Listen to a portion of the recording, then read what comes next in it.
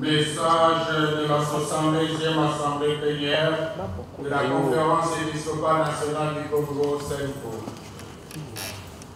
Tous, engageons-nous pour la paix et le bien vivre ensemble. Ne fermez pas votre cœur, mais écoutez la voix du Seigneur.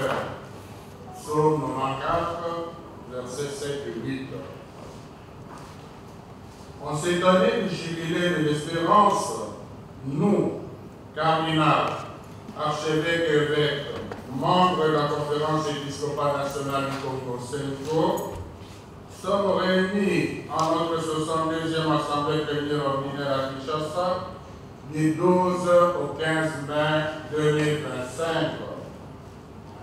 Préoccupés par la crise multiforme qui perdure dans notre pays, nous avons approfondi notre réflexion sur l'initiative du pacte social pour la paix et le bien vivre ensemble en République démocratique du Congo et dans la région des Grands Lacs, initiative que nous portons avec l'Église du Christ au Congo, l'ECC.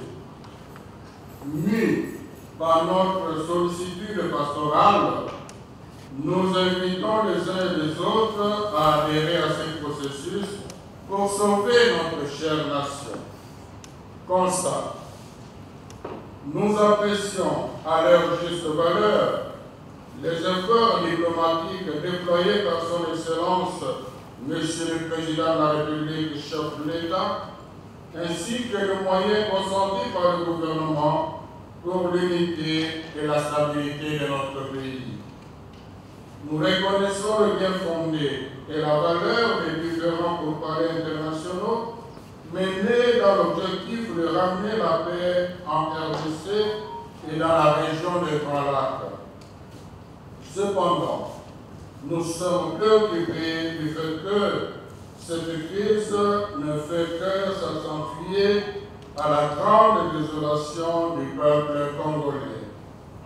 Au plan sécuritaire, la guerre et les conflits intercommunautaires commencés depuis plusieurs années, qui endeuillent régulièrement la RDC et ensanglantent la région des Grands Lacs, connaissent une extension qui menace gravement l'intégrité territoriale et l'unité nationale. Nous déplorons la perte des milliers de vies humaines, des cas de viol et des déplacements massifs des populations. Aussi condamnons-nous sévèrement leurs auteurs. Au plan politique, au moment où le pays a plus que besoin d'être unis et de renforcer la cohésion nationale, nous assistons à une grande crispation du climat politique. Les consultations pour la formation d'un gouvernement d'union nationale avec pour objectif la décrispation du climat politique sont faites dans un environnement difficile ne permettant pas d'atteindre les résultats escomptés. À l'instar de beaucoup de nos compatriotes, nous sommes très circonspects sur les négociations et les partenariats relatifs à l'exploitation de nos ressources naturelles, en particulier des minéraux stratégiques. En effet, nous devons nous assurer que les activités minières conduisent au développement intégral de chaque Congolais et de tout le pays. Au plan de justice et des droits humains, malgré les interpellations du chef de l'État relatives au fonctionnement du système judiciaire et la tenue des États généraux de la justice, celle-ci continue à être manipulée par les plus forts. En plus, les scandales étalés au grand jour dans le traitement des contentieux électoraux sont malheureusement restés impunis jusqu'à présent. À cela, nous pouvons ajouter des cas d'expropriation des terrains dont l'Église catholique est aussi victime, qui sont devenus davantage une pratique courante.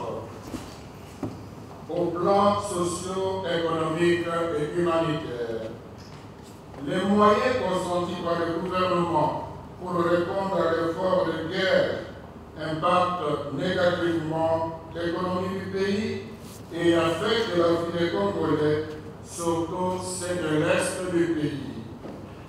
La fermeture des banques et des aéroports dans les territoires sous contrôle de AC M23 impose à plusieurs familles des conditions de vie difficiles et précaires.